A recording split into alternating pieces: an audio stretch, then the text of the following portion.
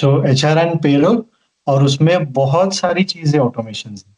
तो आज हम पूरा स्टेप बाय स्टेप देखेंगे। इसका एक कंप्लीट हमने गाइड और बुक भी बनाया, we will share that link with you as well, जो वेबसाइट पे अपलोडेड है। और शॉर्टली मे बी कल या परसों में आपके ऐप में भी वो पूरा बुकलेट आ जाएगा एचआर एंड पेरोल का। अभी जो गाइड है उससे भी बहुत बेहतर, बहुत डिटेल वाला स्टेप बाय स्टेप गाइड हमने बनाया विथ मल्टीपल लैंग्वेजेस, मतलब 9 लैंग्वेजेस में वो अवेलेबल रहेगा। सो अभी एक सेशन के बाद हम उसका वेबसाइट वाला लिंक शेयर करेंगे आपके साथ।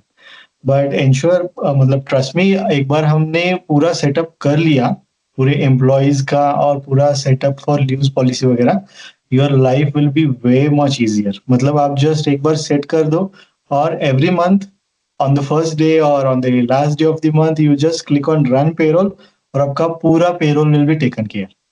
So let's start with the today's session. So I'm just disabling the mics as of now. तो बाद में हम क्या करेंगे, आपके सारे माइक का access I will enable it. Okay, so it's not allowing me to disable the mics, but please keep the mics on mute. तो कोई डिस्टर्बेंस नहीं होगा in between. At the end we will take the Q&A। I am sure आज का Q&A बहुत थोड़ा बड़ा होने वाला है, क्योंकि हर एक लोगों का हर एक अपना स्टाइल होता है एचआर पेरोल मैनेज करने का। तो कुछ क्वेरीज क्वेश्चंस रहेंगे, we will try to address everyone's queries. तो उस टाइम पे you can unmute and we can discuss. Chat open है, आप ड्रॉप करके रख सकते हो। whenever you have query please raise the hand, तो आपका हैंड रेज जो है उसी सीक्वेंस से will take the queries ahead. Okay, and as usual इसका रिकॉर्डिंग हम बाद में शेयर कर देंगे, जैसे हर एक वेबिनार का शेयर होता है। सो 15 मिनट्स Q&A लिखा है, but it's not restricted to 15 minutes, we can have the multiple queries as well. तो आज हम क्या क्या देखेंगे कि टीम राइटली सेट कैसी करनी है, मतलब एम्प्लॉयज कैसे सेट करना है, नए हायर्स जो है उसको उनको कैसे हायर करना है, एचआर का लेटर्स वगैरह कैसे इशू होते हैं विद इन अ क्लिक, मतलब सारा ऑटोमेटेड है। फिर अटेंडेंस ऑलरेडी बहुत हम सब लोग यूज कर रहे हैं अटेंडेंस, फिर भी हम एक क्विकली रिकैप देखेंगे उसमें। Then leaves management we will see in detail, leave policy कैसे होता है, लीव्स का अप्रूवल कैसे होता है। Expense management we will be covering later in a later parts in later webinars, but आज उसका एक छोटा ग्लिम्स है एक्सपेंस मैनेजमेंट का। केला केला अक्षता मैम प्लीज आप म्यूट कर दो, शायद आपका अनम्यूट हुआ है। अक्षता मैम, किया था ना वो। हाँ, दोनों साथ में कैसे साथ एंड देन फिर ये सारी चीजें ऑटोमेट होती रहेंगी। लीव्स बाय डिफॉल्ट कैप्चर होते हैं, अप्रूवल्स मैकेनिज्म है, अटेंडेंस बाय ऑटो सेट होता है सबका। देन उनके एक्स्ट्रा जो ओवर टाइम होता है उसका लेट डिडक्शंस वगैरह अगर आपने सेट किया तो वो सारी चीजें ऑटोमेटिकली कैलकुलेट हो जाएंगी, एंड आपको at the month and just payroll run करना है। ओके, देन ऑनबोर्डिंग कैसे करना है। इसमें हमारा एक एचआर सेक्शन है, डेडिकेटेड सेक्शन। तो जो यूजर को एचआर के परमिशंस है, एंड अगेन ये application multi company multi branch है, तो एज पर कंपनी आप अलग अलग एचआर सेट कर सकते हो अगर अलग है तो उनको उन्हीं एम्प्लॉयज के सारे लेटर्स इशू करने के वगैरह प्रिविलेजेस रहेंगे। ओके, लेटर्स इशू कर सकते हैं अलग अलग, right from hiring till the exit पूरे लेटर्स हम इशू कर सकते हैं, और उसका पूरा हिस्ट्री भी मेंटेन हो जाता है। देन पूरा ट्रैकिंग होता है, जैसे पंच इन पंच आउट होता है उसका पूरा मैकेनिज्म ऑटो कैप्चर हो जाता है। रिसेंटली कल अपडेट्स रोल आउट शुरू हो गए हैं, जहां पे आप हाफ डे का अटेंडेंस वगैरह भी अभी कैप्चर हो जाता है, एंड शिफ्ट वाइज भी ऑटोमेटिकली मैनेज हो जाता है। और तीसरा है डेली वेजेस का भी अपडेट कल से रोल आउट होना शुरू हो गया है, तो कुछ पोर्टल्स पे दिख रहा होगा, आज शाम तक बाकी पोर्टल्स पे भी आ जाएगा। तो डेली वेजेस पे भी आपके पास एम्प्लॉयज है तो उनका मैनेजमेंट भी हो जाएगा। देन अगेन अप्रूवल है, जितने लीव्स आपने अप्रूव किए हैं वही ऑटोमेटिकली कंसिडर भी हो जाते हैं फिर पे स्लिप्स में वगैरह। एंड देन पेमेंट बहुत सिंपल है, एक क्लिक में पूरा उसका अकाउंट से फाइनेंस इफेक्ट भी हम थ्रू पेरोल ही कर सकते हैं। तो सबसे पहला है कि आप टीम को हायर कैसे करते हैं। तो हमने एक पूरा विजार्ड मैकेनिज्म दिया है, जहां पे हम जाके एम्प्लॉय को एक विजार्ड स्टेप बाय स्टेप वो आपको गाइड करता है। तो एम्प्लॉय का नाम, डिटेल्स, फिर उसका कौन सा यूजर है सिस्टम में। Every employee should have an user, because उसके salary slips, payment slips, attendance, leave सारी चीजें कनेक्टेड होती है पेरोल के लिए। तो जो भी आपका एम्प्लॉय आप सिस्टम में ऐड कर रहे हो उसका लॉग इन यूजर होना बहुत इंपॉर्टेंट है, क्योंकि ये सारी चीजें कनेक्टेड है उसके साथ। तो बाय विजार्ड हम ये पूरा ऐड कर सकते हैं। विजार्ड से ही हम लेटर्स इशू कर सकते हैं, या one by one letter issue कैसे करते हैं वो भी मैं दिखाऊंगा। एंड देन अभी ये अंडर टेस्टिंग है, आपके पोर्टल पे रहेगा, बट जो पैन आधार वगैरह है वो सारी चीजें टाइप करने की जरूरत नहीं है। जस्ट अगर उसकी सॉफ्ट कॉपीज है तो हम अपलोड कर सकते हैं या स्कैन भी कर सकते हैं, तो वो डायरेक्टली ऐड हो जाता है डेटा। एंड बल्क एक्शंस भी है, अगर बल्क रिक्रूटमेंट हो रहा है आपके पास कुछ, तो आप जस्ट एम्प्लॉइज एंड ये यूजर्स ऐड कर दो, वो भी अपलोड का ऑप्शन है बल्क का। एंड देन उनके सैलरी कंपोनेंट्स, उनकी बेसिक सैलरीज वगैरह बल्क में, शिफ्ट वगैरह भी बल्क में असाइन कर सकते हो। तो बल्क में हायरिंग भी होता है, तो उसके लिए बल्क ऑपरेशंस भी अवेलेबल है। Will see that later. अभी लेटर्स भी जो है वो ऑटो बन जाते हैं, मतलब लेटर्स के बाय डिफॉल्ट टेम्पलेट दिए हैं, आपको चाहिए तो आप अपना खुद का एक अलग सा लेटर भी बना सकते हो एम्प्लॉय के लिए। बट स्टैंडर्ड जो इंटरनेशनली यूज होता है इंडिया कॉन्टेक्स्ट के लिए मोस्ट स्पेसिफिकली, वो सारे लेटर्स, उनके कॉन्टेक्स्ट भी सारे सेट हैं। आपको जस्ट एम्प्लॉय सिलेक्ट करना है, जनरेट लेटर करना है, बस हो गया। And then you print it, you sign it and you hand it over. तो लेट्स सी कैसे होता है। ओके, तो मैं अभी पोर्टल पे लॉगिन कर रहा हूँ। आपने इवन नोटिस किया होगा आपका डैशबोर्ड भी थोड़ा बदल गया होगा कल से। तो इसमें पहले की सारी चीजें ऑलरेडी हैं, बट और कुछ डिटेल चीजें भी आ गई है। So will be covering that in next और नेक्स्ट टू नेक्स्ट वेबिनार। इसमें बहुत सारा और कुछ अपडेट्स आ गए डैशबोर्ड पे। तो यहाँ पे you have the field force, जहाँ पे अटेंडेंस एंड लीव्स आते हैं, and this is your payroll section. तो पेरोल्स में can you see here add employee wizard, so I'm just clicking it। तो कोई भी नया एम्प्लॉय हमारे पास आ रहा है, लॉग आउट हो गया।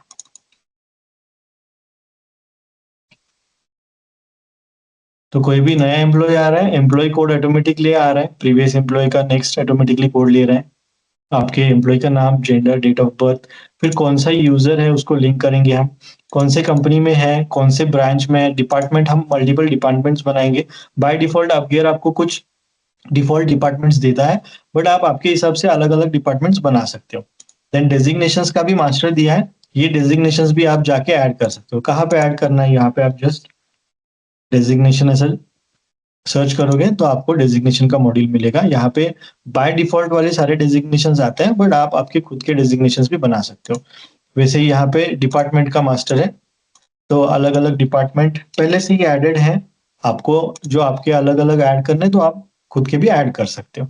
तो डेली वेजेस करके भी एक ऑटो ऐड हो जाता है अभी। ओके, तो ये है ज्वाइनिंग डेट है। फिर शिफ्ट आप पिक कर सकते हो, अगेन शिफ्ट का मास्टर दिया है। जैसे मैं यहाँ पे शिफ्ट का मास्टर ओपन करके दिखाता हूँ, शिफ्ट्स। तो आप यहाँ पे देखिए, शिफ्ट का नाम आप दे सकते हो, ये डेली वेजेस का शिफ्ट है, उनका स्टार्ट टाइम एंड टाइम क्या है वो दे सकते हो आप। देन वर्किंग डेज क्या है। देन ग्रेस मिनट्स मतलब क्या है कि उनका टाइम समझो सुबह 9 बजे शुरू होता है, तो आपको एक 15 मिनट का उसको ग्रेस देना है आगे पीछे। वैसे ही फॉर एग्जिट भी है। देन हाफ आवर का भी आप सेटिंग दे सकते हो फॉर द शिफ्ट। नहीं वो म्यूट ही है, वो mute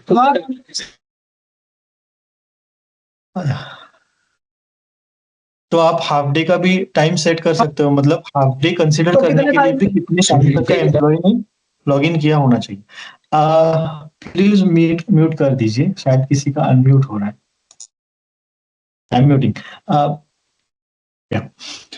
then full day minimum hours कितने होने चाहिए, हाफ डे के कितने मिनिमम आवर्स होने चाहिए, तो उसके हिसाब से वो ऑटोमेटिकली उसका अटेंडेंस कंसिडर हो जाता है। ओके, तो आप अलग अलग ऐसे शिफ्ट्स बना सकते हो वर्किंग डेज के हिसाब से। समझो किसी डिपार्टमेंट या किसी स्पेसिफिक शिफ्ट्स के लिए सैटरडे संडे ऑफ है, या वो सिर्फ वीक के 3 दिन है, तो उसके हिसाब से आप पूरा शिफ्ट अपना बना सकते हो बाय बाय योर चॉइस और बाय योर नीड्स। ओके, तो ये है। देन एम्प्लॉय जो नया ज्वाइन हो रहा है उसका बेसिक सैलरी कितना है, सीटीसी क्या है, ओटी रेट पर आवर, मतलब ओवर टाइम अगर वो करता है तो उसका पर आवर का रेट क्या होगा ओवर टाइम का। लेट डिडक्शंस पर आवर अगर आप कुछ रखना चाहते हो, अगर यहाँ पे आपने कुछ सेट नहीं किया तो लेट भी डिडक्शन नहीं होगा और ओवर टाइम भी कैलकुलेट नहीं होगा। तो अगर आप यहाँ पे डिटेल्स डाल रहे हो तभी वो overtime and late deductions calculate करेगा। देन एम्प्लॉय का bank account number, IFSC code, contact details वगैरह, we can save the employee. This is for new employee, अगर कोई नया एम्प्लॉय आ रहा है तो। हमारे अगर एग्जिस्टिंग एम्प्लॉयज है तो उसका एक्सेल शीट है जो यहाँ से हम इंपोर्ट कर सकते हैं, मतलब एग्जिस्टिंग एम्प्लॉयज को भी हम डायरेक्टली इंपोर्ट कर सकते हैं। ये देखिए आप यहाँ पे सैंपल डाउनलोड कर सकते हो, ये एक्सेल।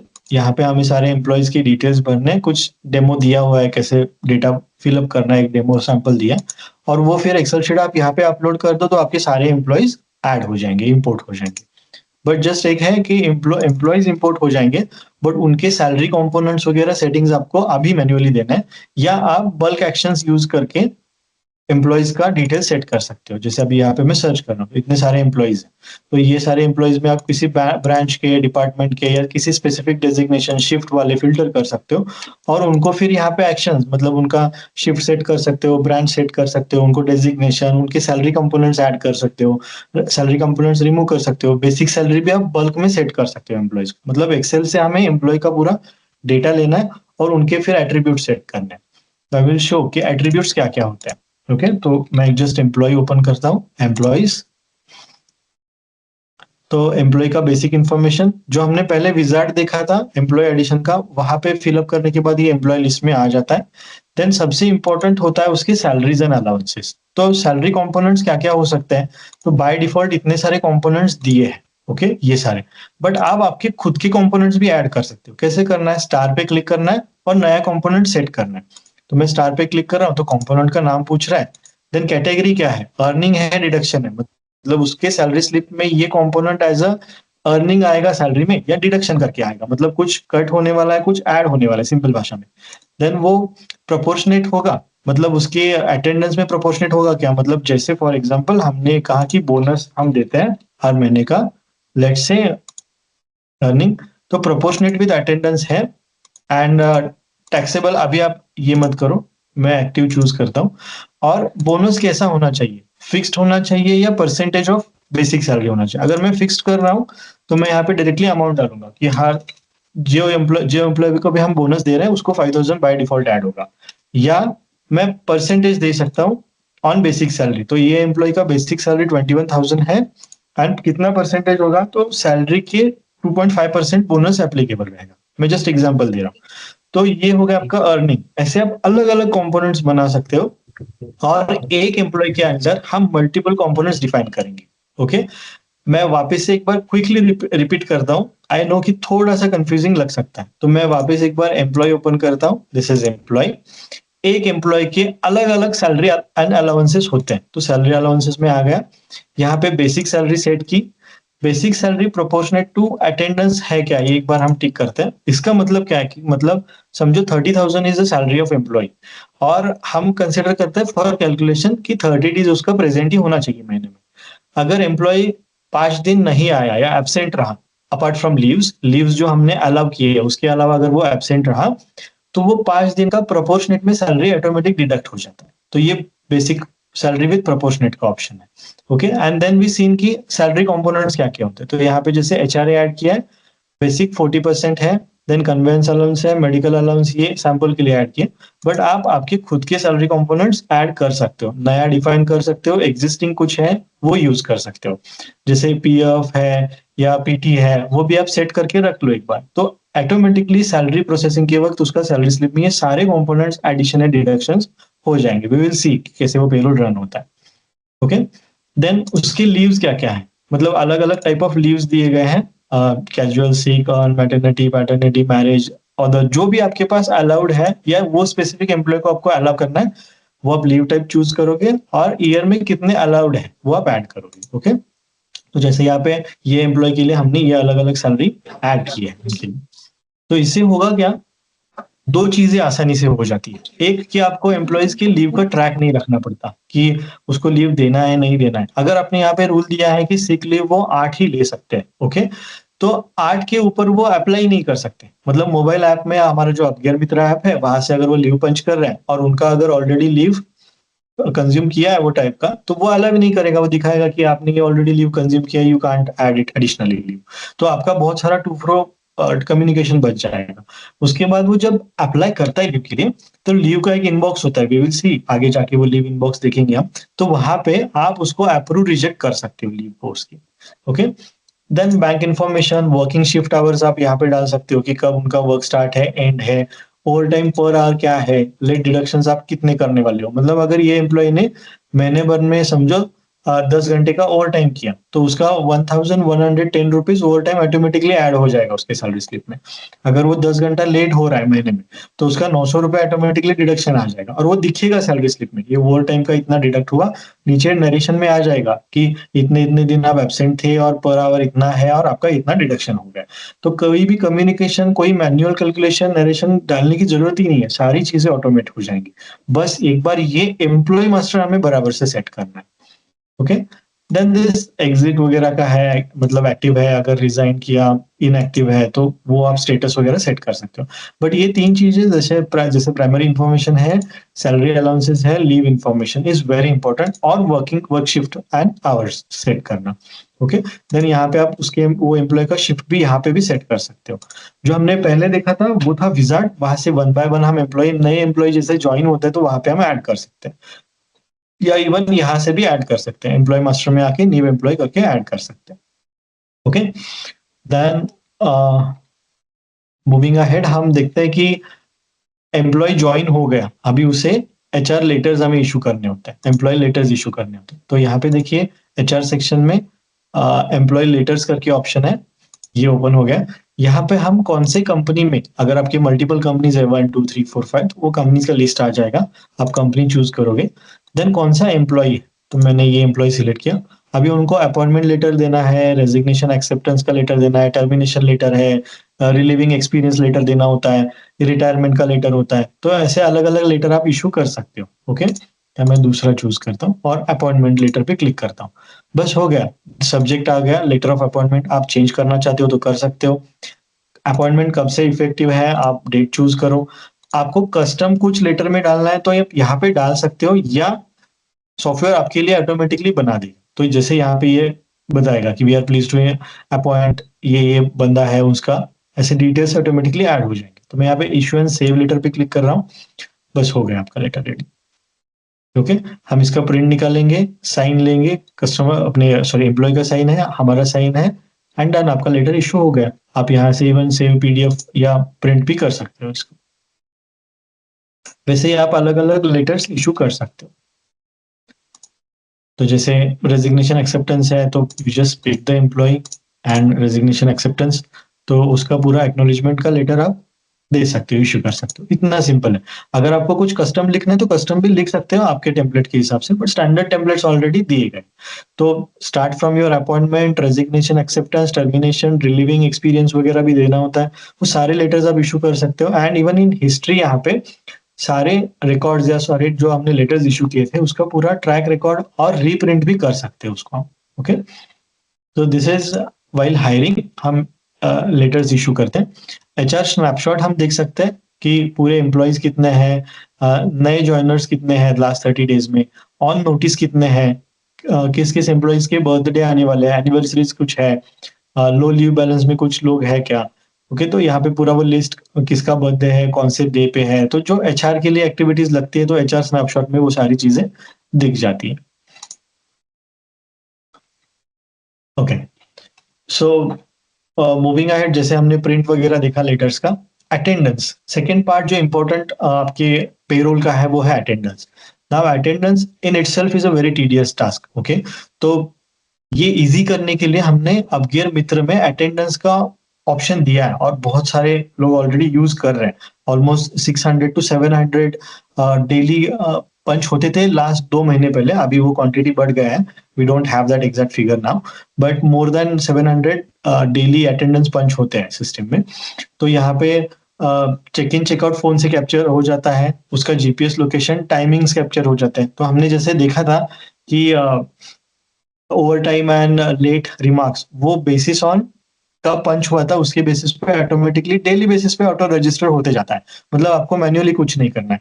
देन फोटो अटेंडेंस का एड ऑन है, जहां पे हम फोटो अटेंडेंस को ऑप्ट करेंगे तो अटेंडेंस के साथ उसका फोटोग्राफ भी कैप्चर हो जाएगा। तो उसमें दो तीन वैलिडेशंस हो जाते हैं, एक तो वो बंदा वही है क्या, if that person is well groomed, क्योंकि हम सर्विस इंडस्ट्री में है और हमारे लोग कस्टमर को मिलने जाते हैं तो उनका ग्रुपिंग बराबर से होना जरूरी है। तो ये सारी वजह से फोटो अटेंडेंस है, और फोटो अटेंडेंस में एआई भी है जो ये चेक करता है कि फोटो में बंदा वही है क्या एंड फेस रिकॉग्नाइज हुआ है क्या, ये सारी चीजें करके फिर वो आपको रिपोर्ट भी दे देता है।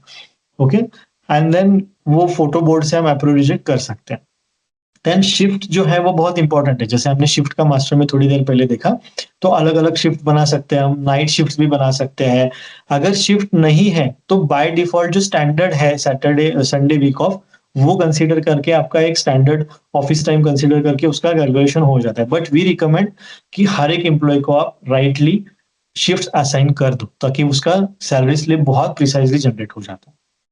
और इसमें अटेंडेंस में और एक चीज़ है कि अगर कोई पंच आउट करना भूल गया, तो उसके लिए क्या करना है, तो अटेंडेंस रेगुलराइज़ेशन करके एक सेक्शन दिया है डैशबोर्ड, जहाँ पे आप जाके उनका अटेंडेंस रेगुलराइज़ कर सकते हो अगर वो चेकआउट करना भूल गए। I will show that option. तो फील्ड फोर्स में सॉरी इसमें अटेंडेंस रेगुलराइज़ेशन पेरोल में, तो अटेंडेंस रेगुलराइज़ेशन पे अगर मैं क्लिक कर रहा हूँ, यहाँ पे डेट सेलेक्ट कर रहा हूँ, तो ये दिखाएगा कि कौन-कौन से लोग हैं जिनका आउट अटेंडेंस पंच नहीं हुआ है टाइमली। ओके, तो उसके हिसाब से सी अगर कुछ डेटा है। ओके, तो इतने सारे लोग हैं जिनका आउट अटेंडेंस पंच नहीं हुआ था। उन्होंने पंच इन किया, अटेंडेंस लगाया था, बट आउट करना भूल गए फॉर सम रीज़न। तो यहाँ पे देखिए ये पूरा ये भी दिखा रहा है कि इनका आउट कब होना चाहिए था ideally as per their settings या मास्टर सेटिंग। तो हम यहाँ पे चूज़ करके उसको अप्लाई सजेस्टेड चेकआउट्स करेंगे, तो उनके चेकआउट्स भी ऑटोमेटिकली रजिस्टर हो जाएँगे। क्योंकि होता है बहुत बार कि लोग जाते हैं, स्टार्ट करते हैं, काम खत्म होने के बाद भूल जाते हैं, तो उसके लिए रेगुलराइजेशन का एक स्मार्ट अटेंडेंस रेगुलराइजेशन करके मॉड्यूल, तो वहाँ पे हम बल्क में सिलेक्ट करके उनका अटेंडेंस रेगुलराइज कर सकते हैं। तो बहुत सारी चीजें जहाँ पे हमारा मैन्युअल वर्क होता है, they are been taken care with some automations like ये रेगुलराइजेशन का था।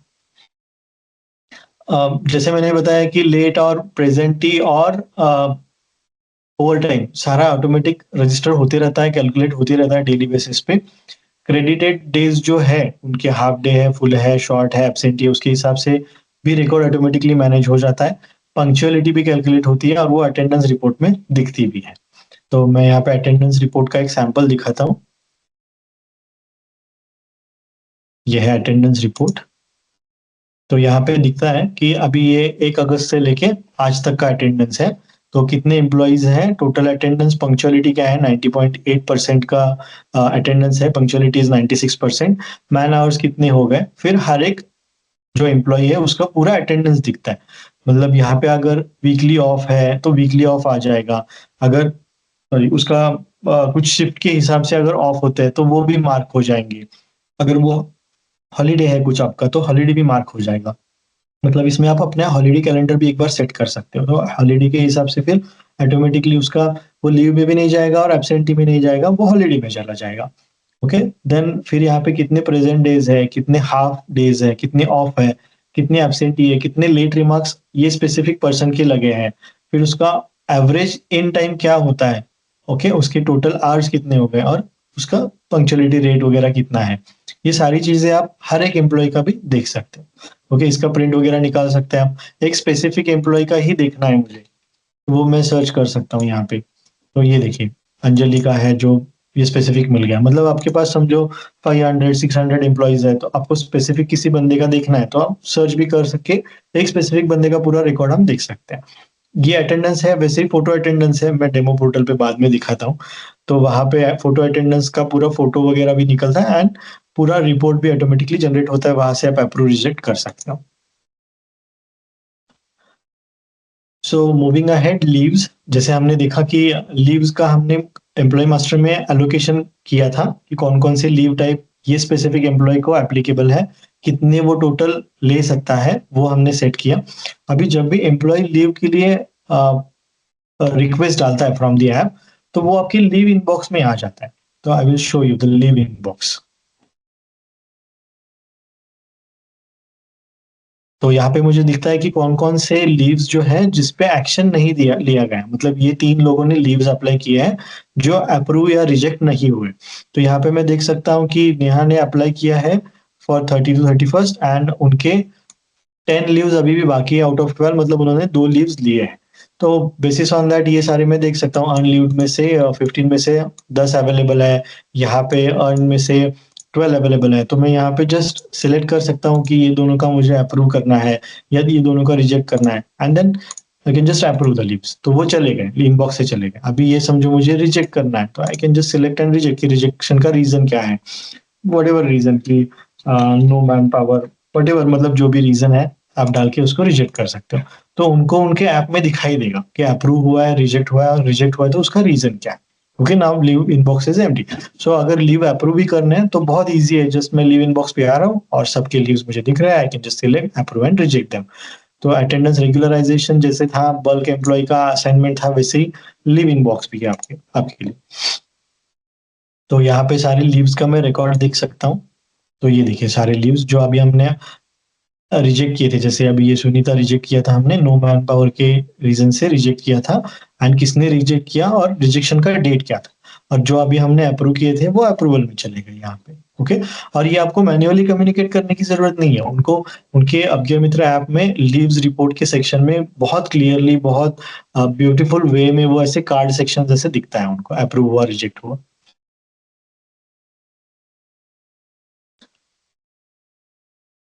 अब जैसे हमने देखा कि वो बैलेंस लीव्स का वगैरह भी देख सकते हैं, अप्लाई करते वक्त ही वो वैलिडेशन हो जाता है, उनके पास लीव अवेलेबल है नहीं है, उसके हिसाब से वो लीव डाल सकते हैं। Now there is expense management as well, जैसे मैंने बताया था कि एक्सपेंसेस भी वो फोन से प्लेस कर सकते हैं रीइंबर्समेंट के लिए, जैसे पेट्रोल वगैरह है या फूड के है या ट्रैवल अकोमोडेशन का वगैरह है, वो सारे लीव्स सॉरी एक्सपेंसेस डाल सकते हैं, और हम वो एक्सपेंसेस को फ्रॉम द एप्लीकेशन अप्रूव करके उसका फिर अकाउंटिंग इफेक्ट भी दिखा सकते हैं। Will cover the expense management later, क्योंकि वो बहुत डिटेल टॉपिक है, बट इसमें इसमें थोड़ा सा एस्पेक्ट एचआर पेरोल में आता है, इसलिए हमने उसको थोड़ा टच बेस दिया है यहाँ पे।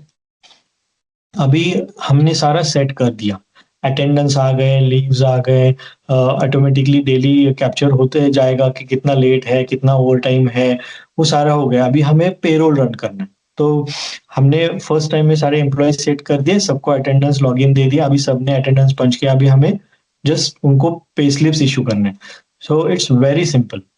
जैसे मैं यहाँ पे आपको दिखाता हूँ मैन्युअली कैसे करना है पहले, और फिर एक आपको पेरोल कॉकपिट करके एक ऑटोमेशन दिया है, वहां से भी हम कर सकते हैं। तो जैसे अभी मंथली पेरोल है, तो यहाँ पे देखिए मैंने एक पेरोल रन किया, अगस्त में हमने कुछ डमी डेटा ऐड किया था। तो जैसे यहाँ पे आपको जस्ट सिलेक्ट करना है मंथ, आपको सिलेक्ट करना है कि सब डिपार्टमेंट का एक साथ करना है या स्पेसिफिक डिपार्टमेंट का करना है, और फिर कौन से स्पेसिफिक कंपनी का करना है। तो समझो सा आपके पास 3 कंपनीज है, अभी आपको सिर्फ एक कंपनी का करना है, बट उसी एक कंपनी में भी स्पेसिफिक डिपार्टमेंट का करना है। तो जैसे अगर मैं यहाँ पे ऑल डिपार्टमेंट्स निकालता हूँ, तो वो पूछता है कौन से डिपार्टमेंट के लिए करना है। जैसे अभी डेली वेजेस के वर्कर्स है, उनका सिर्फ करना है हमें रन, तो वैसे सिलेक्ट करेंगे और हम पेरोल रन करेंगे। तो यहाँ पे हम देखते हैं कि यहाँ पे मैंने सिलेक्ट किया है कि अगस्त मंथ का हमें करना है, फॉर डेली वेजेस डिपार्टमेंट है, कंपनी डमी पेस्ट कंट्रोल। अभी हमने ये पेरोल रन नहीं किया है, मैंने जस्ट क्रिएट किया है। अभी मैं यहाँ पे रन पेरोल पे क्लिक कर रहा हूँ, पेरोल रन सक्सेसफुली हो गया, मतलब it not even took like 2 seconds. Okay, कितने भी आपके एम्प्लॉयज हो वो उतना टाइम लेगा ही नहीं, बहुत क्विकली सारा एम्प्लॉय पेरोल रन हो जाता है। तो यहाँ पे मैं इसका पूरा प्रीव्यू देखता हूँ, सैलरी स्लिप्स एंड पेरोल, तो ये बताएगा कि ये स्पेसिफिक इसमें इतने अर्निंग्स हमने इशू किए, नेट पे इतना है, डिडक्शंस इतने हैं, एवरेज प्रेजेंट डे 22 है, और अभी भी अप्रूव नहीं हुआ है ये। तो यहाँ पे मुझे दिख रहा है कि अभी डेली वेजेस है, इसलिए इतना ज्यादा कुछ है नहीं इसमें, बेसिक सैलरी है, प्रोफेशनल टैक्स कैलकुलेट हुआ है। ओके, मैं दूसरा एक दिखाता हूँ जो पूरे ऑर्गेनाइजेशन का है, तो उसमें ज्यादा चीजें क्लियर हो जाएंगी। तो यहाँ पे देखिए ये सैलरी स्लिप में बेसिक सैलरी 65,000, एचआरए वगैरह मिला के टोटल अर्निंग्स 1 लाख हो रहे हैं। यहाँ पे आप कन्वेंस अलाउंस में नरेशन आप देख सकते हो कि बेस अमाउंट इतना है, टोटल डेज इन मंथ इतने हैं, एब्सेंट डेज इतने हैं, लीव्स इतने हैं। तो प्रेजेंट डेज 18 के हिसाब से आपका कन्वेंस अलाउंस इतना बन रहा है, क्योंकि हमने कन्वेंस अलाउंस जो ऐड किया था वो basis on present he mark किया था। ओके, देन अदर डिडक्शंस में कुछ जीरो है, कुछ डिडक्शंस नहीं है उनकी। सो नेट पे इतना दिख रहा है, और प्रोविडेंट फंड का इतना गया है, प्रोफेशनल टैक्स इतना गया है, हेल्थ इंश्योरेंस के लिए इतना डिडक्शन हुआ। ये सारे कहाँ से आ गए, आपको याद है हमने एम्प्लॉय मास्टर में salary and components decide define किए थे, वो वन टाइम हमने डिफाइन किए, उसके बेसिस पे उनके सारे अर्निंग्स एंड डिडक्शंस कैलकुलेट हो गए। ओके, तो यहाँ पे हम देखते हैं कि ये देखिए यहाँ पे ये एम्प्लॉय का कुछ एडिशनल डिडक्शंस हुए। ओके, तो एब्सेंटी कुछ है, एब्सेंटी का ओरिजिनल बेसिक इतना है, टोटल एब्सेंटेज इतने हैं, उसके हिसाब से 1225 रुपीज जो है वो अदर डिडक्शंस में उनके डिडक्ट हो गए, तो नेट पे इज 53,000। तो ऐसा हर एक एम्प्लॉय का आपका पूरा सैलरी स्लिप ऑटोमेट हो जाएगा। ओके, तो मैं अभी अगस्त मंथ का पूरा पेरोल रन करता हूँ। यहाँ पे मैं ऑल डिपार्टमेंट लेता हूँ और ऑल कंपनीज लेता हूँ। Okay, save and run payroll. See इतने सारे एम्प्लॉयज जो है ऑलमोस्ट 20-25 प्लस है, विद इन अ सेकेंड पूरा पेरोल जनरेट हो गया। अभी मैं यहाँ पे सैलरी स्लिप्स देखता हूँ, तो डेली वेजेस के भी है, रेगुलर वाले भी एम्प्लॉयज हैं, उनके भी सारे सैलरी स्लिप्स बन गए। तो इतना इजी है, मतलब अभी जितना मैंने किया ना उतना ही है। जैसे एक बार हमने एम्प्लॉय सेट कर दिए, सारे रूल सेट कर दिए, न्यू पेरोल पे आना है, कौन से मंथ के लिए पेरोल रन करना है वो चूज करना है, स्पेसिफिक डिपार्टमेंट है तो स्पेसिफिक डिपार्टमेंट, ऑल डिपार्टमेंट का एक साथ करना है, ऑल डिपार्टमेंट कंपनी वाइज करना है या ऑल कंपनीज। सेव करो। अभी ये बता रहा है कि आपने हॉलीडेज वगैरह चूज नहीं किए है, ये इसके लिए स्पेसिफिक, और हमने ऑलरेडी अगस्त मंथ का है ना रन किया है पेरोल, तो इसकी वजह से वो नहीं हो रहा है। बट जैसे मैंने यहाँ पे देखा कि ये देखिए, जो हमने अभी से रन करना चाहते थे वो ऑलरेडी अगस्त का हमने रन किया था। ओके, तो इतना इजी होता है। अभी एक बार समझो हमने पेरोल पूरा चेक कर लिया, रिव्यू कर लिया, सब ओके है, मैं ये पेरोल को अप्रूव कर देता हूँ। ओके, तो ये बता रहा है कि एक बार अप्रूव हो गया तो आप एडिट या डिलीट नहीं कर सकते पेरोल को। ओके, ऐसा अप्रूव, तो अप्रूव हो गया। अभी अप्रूव होने का ये क्या होता है कि एक बार हमने अप्रूव कर दिया तो फिर पेरोल का वाउचर हम बना सकते हैं। मतलब जो भी हमने सैलरीज डिसबर्स की है उसका अकाउंटिंग इफेक्ट भी दिखा सकते हैं कि अंडर सैलरी हमने ये महीने में इतना सैलरी डिसबर्स किया है। ओके, और इसका दूसरा फायदा ये होता है कि हर एक एम्प्लॉय अपने एचआर सेक्शन में जाके अपना अपना सैलरी स्लिप डाउनलोड कर सकता है। ओके, तो जो पेरोल जनरेट हुआ है बट अप्रूव नहीं हुआ है वो प्रोविजनल में दिखता है, और जो अप्रूव हुए हैं वो अप्रूव्ड सेक्शन में दिखते हैं आपको। मैं वो भी लॉग इन करके आपको दिखाता हूँ बाद में। तो this is how simple it is to make the payroll.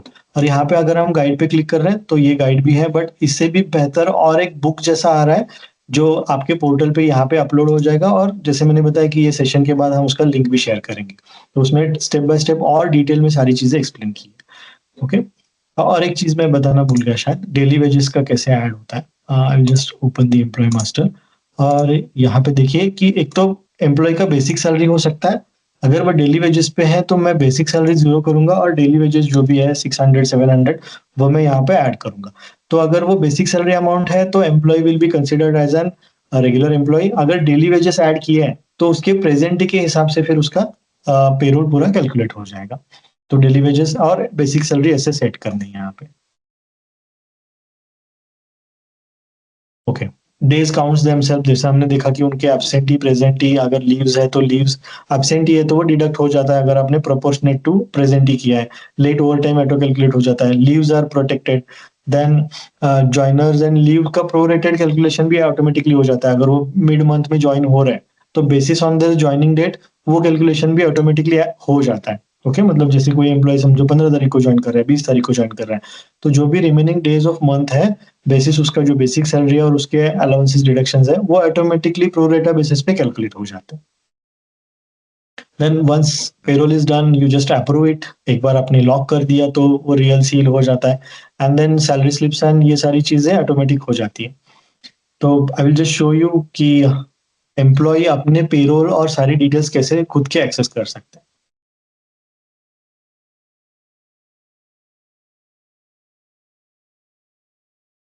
Login, and यहाँ पे हर एक एम्प्लॉय को, हर एक यूजर को माय एचआर करके एक सेक्शन मिलता है लेफ्ट साइड में। अगर मैं इस पे क्लिक कर रहा हूँ तो एम्प्लॉय को अपना खुद का प्रोफाइल देखने मिलता है, एम्प्लॉय कोड क्या है, उसका डिजिग्नेशन, डिपार्टमेंट, कौन से ब्रांच ऑफिस से है, देन ज्वाइनिंग डेट क्या है, उसका शिफ्ट क्या है, phone number and email address जो भी कॉन्टेक्ट डिटेल्स है। पे स्लिप में अगर मैं जाता हूँ तो सारे पे स्लिप्स यहाँ पे दिखते हैं, जून का, जुलाई का, अगस्त का। यहाँ पे दिख रहा है कि जून का फाइनलाइज्ड है, मैं यहाँ पे क्लिक करके पूरा पे स्लिप ले सकता हूँ, डाउनलोड कर सकता हूँ, प्रिंट कर सकता हूँ। ओके, यहाँ पे अगर प्रोविजनल है तो वो भी मैं देख सकता हूँ, बट यहाँ पे लिख के आता है कि ये प्रोविजनल है, मतलब अभी फाइनलाइज नहीं है, जस्ट जनरेट हुआ है बट अभी भी प्रोविजनल है। और उसके सारे डिटेल्स मतलब अर्निंग, डिडक्शंस, टोटल पे वगैरह कितना है, तो हर एक का अपना अपना खुद का सैलरी स्लिप बन जाता है। देन लीव्स में वो देख सकता है कि उसके कितने अलाउड लीव्स हैं, कौन कौन से कैटेगरी के हैं, उसमें से उसने कितने ऑलरेडी कंज्यूम किए हैं, कितने रिसेंट रिक्वेस्ट में अप्रूव हुए, रिजेक्ट अगर कुछ हुआ है तो रिजेक्शन में दिखेगा, और वो उसके मोबाइल ऐप में भी दिखेगा लीव्स रिपोर्ट में। देन अटेंडेंस में दिखेगा कि टोटल ये महीने का this month and last month का अटेंडेंस वो देख सकता है अपना खुद का। अभी दिस मंथ है तो प्रेजेंट डेज कितने हैं, एवरेज आवर्स कितना हुआ, मिसिंग चेकआउट्स कुछ रहे हैं क्या, तो चेक इन चेकआउट क्या था, एवरेज आवर्स क्या थे, वैसे वो this month and previous month का देख सकते हैं, पूरे मंथ का देख सकते हैं। तो हर एक एम्प्लॉय के लिए उसका माई एचआर सेक्शन पूरा डिटेल दे देगा। तो अगेन आपके पास वो हर बार आके फिर हम टाइम इन्वेस्ट करें वो जरूरत नहीं है। Employees can get their own all HR details including salary slips. So एक है फोटो अटेंडेंस में, फर्स्ट टाइम जब भी कोई employee first time attendance punch करता है और आपने अगर फोटो अटेंडेंस का मॉड्यूल ऑप्ट किया है एड ऑन, तो पहला सेल्फी जो है वो उसका प्रोफाइल फोटो सेट होता है। बट वी ऑलवेज रिकमेंड कि you upload their good photo into the users master. अगर नहीं है तो पहला फोटो उसका प्रोफाइल फोटो बन जाता है for the employee. Then payroll वगैरह आप एक बार अप्रूव करने के बाद चेंज नहीं कर सकते, तो पहले आप एक बार कंफर्म कर दिया करो। लॉगिन यूजर होना बहुत जरूरी है। अगर यूजर आप एम्प्लॉय अपने ऐड किया है, यूजर असाइन नहीं किया है, तो उसका पे स्लिप जनरेट नहीं होगा, क्योंकि पे स्लिप जनरेट करने के लिए उसका लीव्स, अटेंडेंस, ये सारी चीजें होनी चाहिए और वो यूजर के साथ ही हो सकती है थ्रू दी ऐप वगैरह। ओके एंड आप हमेशा जब भी सैलरी कंपोनेंट्स ऐड करते हो तो परसेंटेज ऑफ बेसिक ये सारी चीजें ध्यान में रख के सेट करो, तो आपका सारे रूल्स एक बार बराबर से सेट है तो pay slip will be calculated more accurately. Okay, तो हमने देखा कि हायर कैसे करना है। फ्रॉम दी विजार्ड आप करोगे तो बहुत इजी रहेगा। हायर करने के बाद वहीं से आप अपॉइंटमेंट लेटर्स वगैरह इशू कर दो। एवरी एम्प्लॉय का शिफ्ट वगैरह आप प्लीज राइटली सेट करो, क्योंकि ये सारी चीजें आप एक बार सेट करोगे तो आपका पेरोल इज लाइक ब्रीज, मतलब एक क्लिक और आपका पेरोल बन गया। ओके, देन लीव अप्रूवल के लिए आपके पास इनबॉक्स है, तो इनबॉक्स एक बार हम चेक करेंगे तो सारे लीव्स का डेटा मिलेगा। We can approve reject the leaves as well. Okay, payroll का आप एक बार टाइम सेट कर दोगे तो उसी टाइम पे आप पेरोल पूरा रन कर सकते हो। एंड देन अप्रूवल है एंड एचआर सेक्शन पूरा आपका कम्युनिकेशन कर देता है, मतलब हर एक एम्प्लॉय को आपको कम्युनिकेट करने की जरूरत नहीं होती है। So going ahead, I will already हमने माइक का एक्सेस दिया है, आप प्लीज अनम्यूट करके पूछ सकते हो कुछ भी डाउट क्वेरीज है। या प्लीज डू आस्क।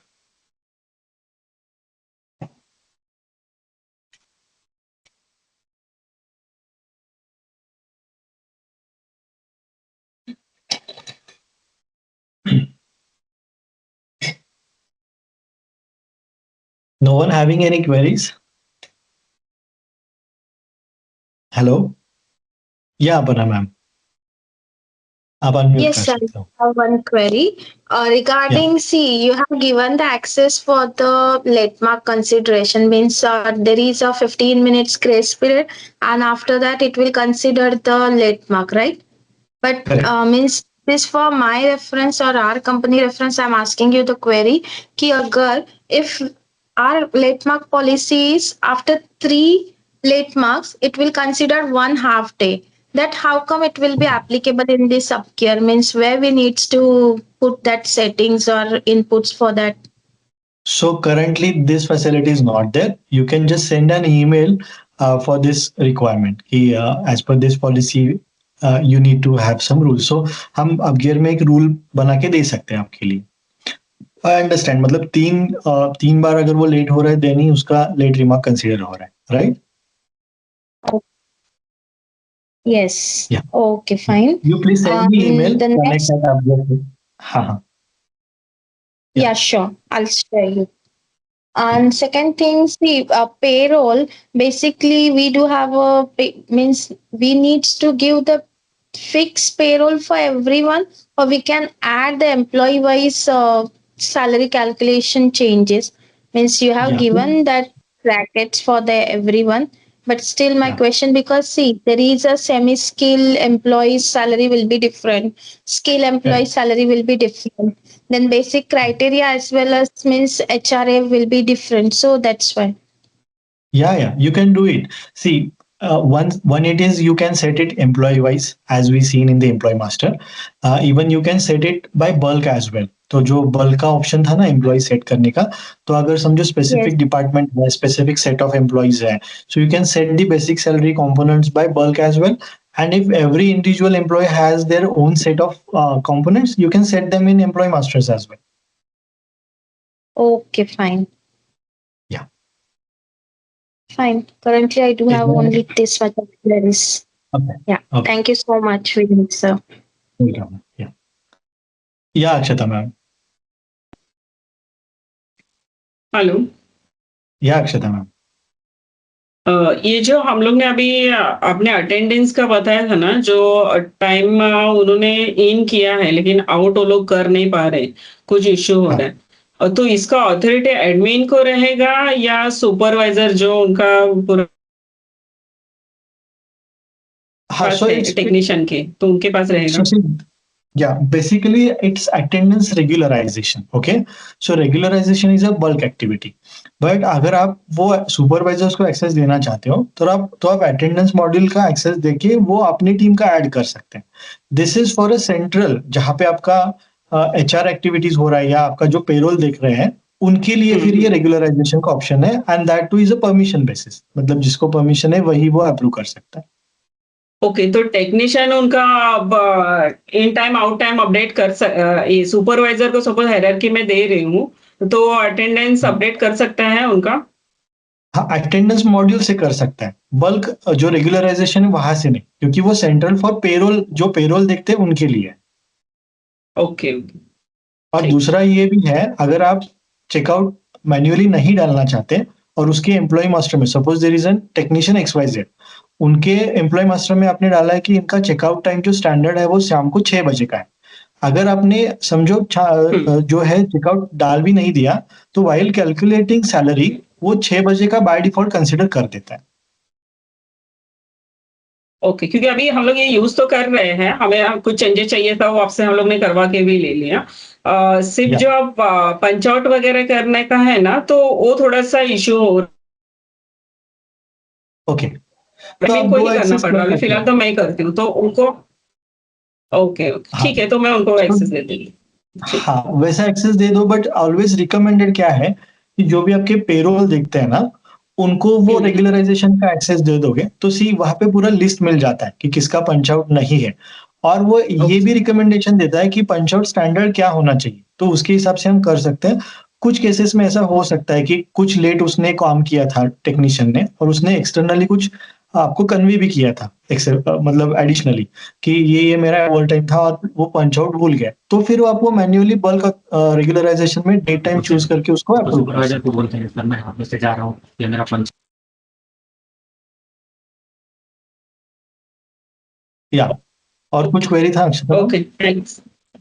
हाँ, या वही क्योंकि क्या मालूम है, ब्रांच के सुपरवाइज़र को ही पता चलता है वो टेक्नीशियन हाल्फ डे से जा रहा है या उसका कुछ लेट मार्क है, तो उन्हें ही पता चलता है। मुझे कैसे अभी वो ओके, लोग वाया-वाया बता दे, तभी मैं वो अपडेट कर देती हूँ। तो ओके, तो डायरेक्टली सुपरवाइज़र को हायरार्की मिल जाएगी, तो वो कर सकता है।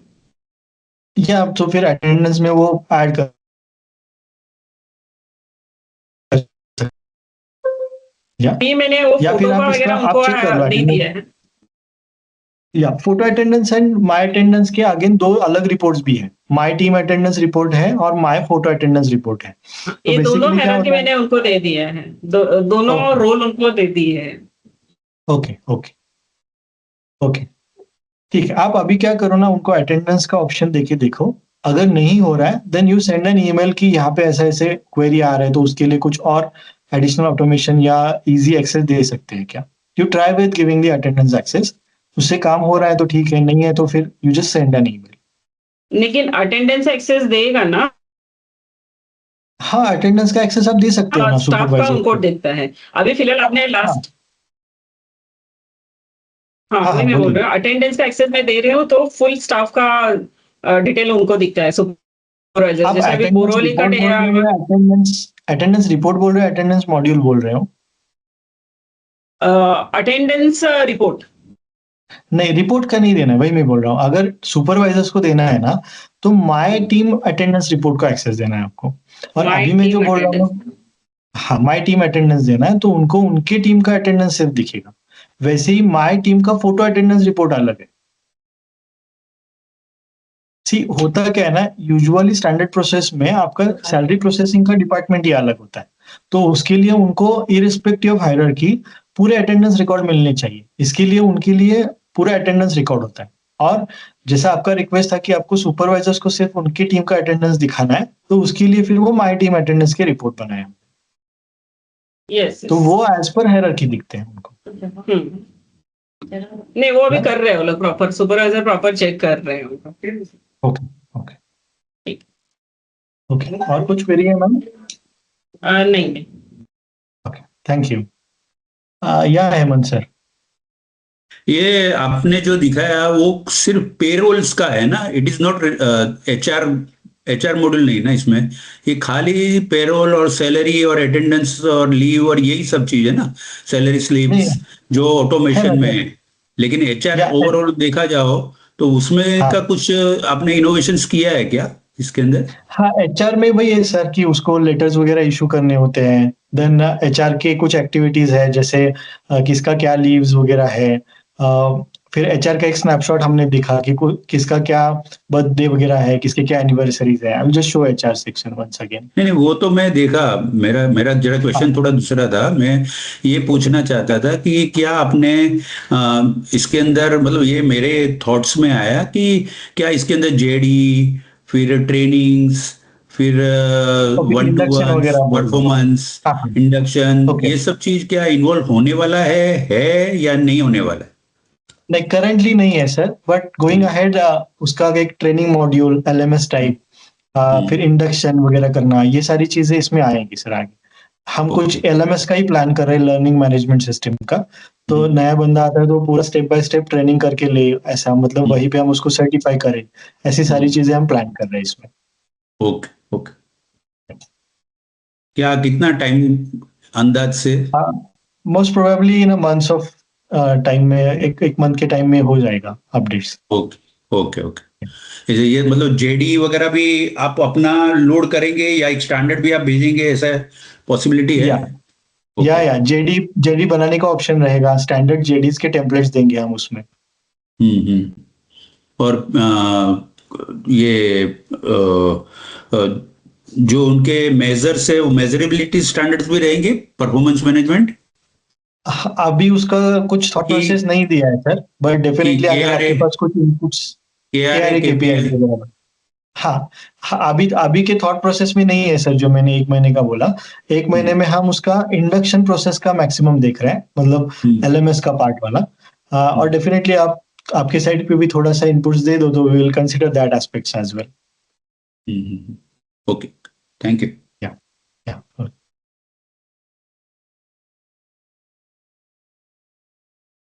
या अक्षिता मैम, आपने हैंड रेज किया, आप क्वेरीज है या पहला ही हैंड रेज है आपका? हैंड रेज करता नहीं, पहले का ही है। ओके, आप प्लीज हैंड रेज निकाल लीजिए। या जोएब जी, प्लीज टेल मी। हाय, सो मेरा जो डाउट था ये अभी और चेकआउट को लेके ही था। तो आप बोल रहे हो कि 6 बजे तक ऑटोमेटिकली जो है लॉग आउट हो जाएगा, बट इन केस ऑफ हाँ बोलिए। हाँ, तो इन केस ऑफ मतलब जब उनका ओवर टाइम वगैरह होता है, वो केस में उनको फिर से लॉग इन करके करना पड़ेगा कि कैसा है, क्या how does that work? So see log out हो नहीं जाता है, इट्स नथिंग कि उनका लॉग आउट एंट्री हो जाता है वहां पे। इसका मतलब क्या है कि समझो it's like 12th August today, okay, और एक एम्प्लॉय ने सुबह 9 बजे लॉग इन किया और वो आज लॉग आउट करना भूल गया, और आपने भी उसका अटेंडेंस रेगुलराइजेशन में जाके उसका लॉग आउट मतलब ऐड नहीं किया। तो जब पेरोल कैलकुलेट होता है ना, तो सॉफ्टवेयर विल कंसीडर कि इसका पंच आउट नहीं मिला, देन आपने उसका अटेंडेंस रेगुलराइजेशन भी नहीं किया, ओके, मतलब मैन्युअली उसको रेगुलराइज नहीं किया, तो वो कंसीडर करता है कि स्टैंडर्ड टाइम इसका 6 बजे इन द इवनिंग है, तो वो 6 बजे का कंसीडर करके उसका पेरोल जनरेट करता है, मतलब उसका चेकआउट का एंट्री नहीं बनेगा ऑटोमेटिकली। तो वो कितने बजे तक कंसीडर करता है वो, मतलब अगर एम्प्लॉय भूल गया है लॉग आउट करना, तो सिस्टम कब तक उसका कंसीडर करेगा कि लॉग आउट करना भूल गया है?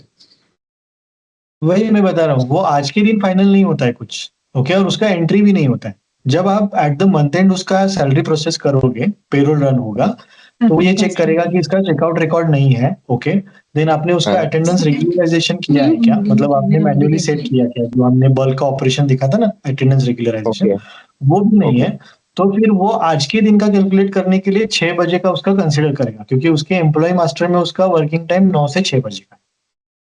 सिर्फ कैलकुलेशन पर्पस के लिए, उसका एंट्री नहीं बनेगा चेकआउट का। ठीक है। या 8:30 बजे आता है, वो लॉगिन कर लेते हैं। वैसे पड़ेगा सर। या नम्रता मैम, हेलो, या प्लीज। हाँ मैं नीलम बोल रही हूँ आईपीएम से, आईपीएम इन फ्यूमिगेशन इंडिया। वो एक आपने जैसे कि बोला है कि आउट नहीं डाला रहेगा तो उसमें वो रेगुलराइजेशन कर सकते हैं, तो अगर कोई दोनों भी भूल गया है इन एंड आउट डालने के लिए तो वो केस में भी होगा क्या? इन एंड आउट के लिए नहीं होगा। अच्छा, एक फिर वो नहीं, मतलब absent आउट हुआ। नहीं हाँ, एटलीस्ट इन और है एंट्री ना, होना चाहिए। हम लोगों ने हाँ। 1 महीना मतलब यूज किया था, थोड़ा बहुत अटेंडेंस वगैरह डाले थे लोगों ने, तो उसमें सैलरी स्लिप जो जनरेट हो रहा है ना, तो हाँ। अगर 0 भी है या फिर किसी का अटेंडेंस कम भी है तो भी फुल सैलरी दिखा रहा है। और एक है ओके। ईएसआईसी, हमने एक वो कंपोनेंट ऐड किया लेकिन वो कैलकुलेट नहीं हो रहा है। ओके, सो सी जहाँ पे आपने बताया कि प्रेजेंट ही नहीं है और उसका फुल सैलरी आ गया, क्योंकि वहां पे हाँ। देखा आपने एम्प्लॉय मास्टर में एक ऑप्शन था, सैलरी जो है वो प्रोपोर्शनेट होनी चाहिए। अगर वो आपने अच्छा। टिक नहीं किया तो वो फुली कंसीडर करेगा। और ओके। ईएसआईसी का आप चेक कर लो कि वहां पे बेसिक सैलरी वगैरह एडेड है क्या, क्योंकि अगर बेसिक नहीं सैलरी ही नहीं आ रहा, आपने नहीं नहीं, प्रोपोर्शनेट किया। एडेड है, बेसिक सैलरी एडेड है, फिर वो ईएसआईसी का भी परसेंटेज ही डाला है लेकिन फिर भी काउंट नहीं हो रहा था। उसका प्रेजेंट ही चेक कर लीजिए, प्रेजेंट ही कितना है। ओके, ठीक है, या या थैंक यू। या वेलकम। और किसी के कुछ डाउट्स है, क्वेरीज है?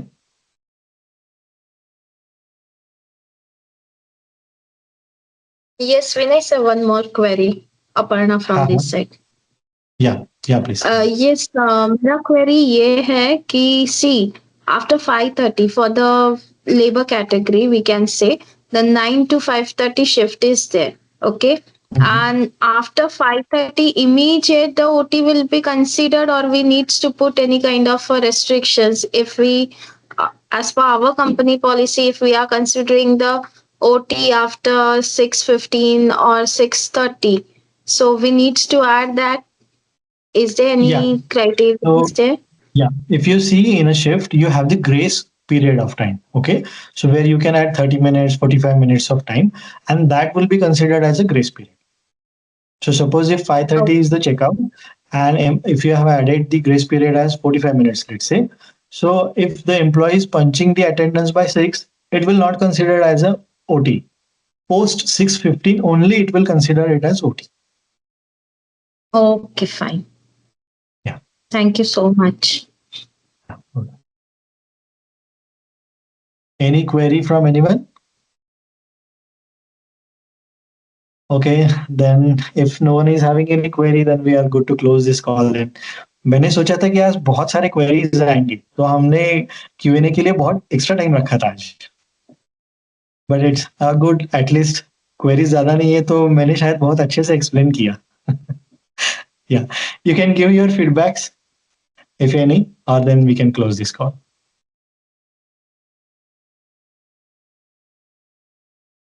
No feedback as well? Okay. Okay, then we are good to close this call then. Chalo, bye. Thank you. Bye. Thank you. Have a nice day. Yeah, you too have a good day ahead.